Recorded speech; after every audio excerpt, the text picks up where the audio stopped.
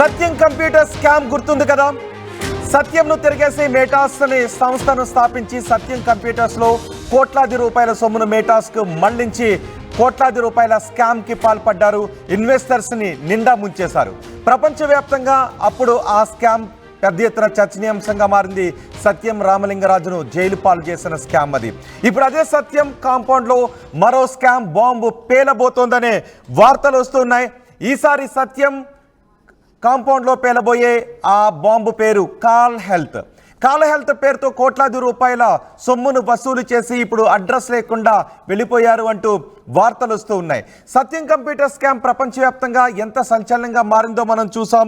అప్పుడు ఇన్వెస్టర్స్ను నిండా ముంచేస్తున్న స్కామ్ అది. ఇప్పుడు మరోసారి కాల్ హెల్త్ పేరుతో ఇన్వెస్టర్స్ను నిండా ముంచేశారు అంటూ వార్తలు వస్తున్నాయి. కాల్ హెల్త్ పేరుతో ఒక కంపెనీని ఏర్పాటు చేశారు. Call health services private limited పేరుతో ఈ కంపెనీ అందించే సేవల గురించి విస్తృతంగా ప్రచారం చేశారు. ఈ కంపెనీ వైద్య సేవలను అందిస్తుంది. ఒక్క కాల్తో వైద్య సేవలు ఇంటికే వస్తాయి. తద్వారా ఈ కంపెనీ కోట్లాది రూపాయల లాభాలను ఆర్జిస్తుంది అంటూ ఇన్వెస్టర్స్ని నమ్మబలికించారు. కోట్లాది రూపాయలు ఇన్వెస్ట్మెంట్స్ వచ్చాయి. ఈ కంపెనీలో ఇన్వెస్ట్మెంట్స్ పెట్టిన వాళ్ళలో సినీ క్రీడా ప్రముఖులు ఎక్కువగా ఉన్నారు. సినీ క్రీడా ప్రముఖులు ఈ కంపెనీలో ఇన్వెస్ట్మెంట్స్ని పెట్టారు. ఎవరెవరు ఇన్వెస్ట్ చేశారో ఆ వివరాలు కూడా మీకు అందించబోతున్నాను.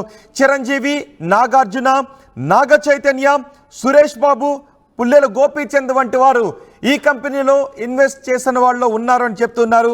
సినీ ప్రముఖులు ఉన్నారు, సినీ హీరోలు ఉన్నారు, నిర్మాతలు ఉన్నారు, అలాగే క్రీడా రంగానికి చెందిన ప్రముఖులు ఉన్నారు. వీళ్ళందరి దగ్గర నుంచి కోట్లాది రూపాయలు వసూలు చేశారు. కానీ ఎటువంటి వ్యాపారాన్ని ప్రారంభించలేదు అని చెప్తున్నారు. ప్రమోటర్స్ ఎక్కడున్నారో కనిపించటం లేదని చెప్తున్నారు.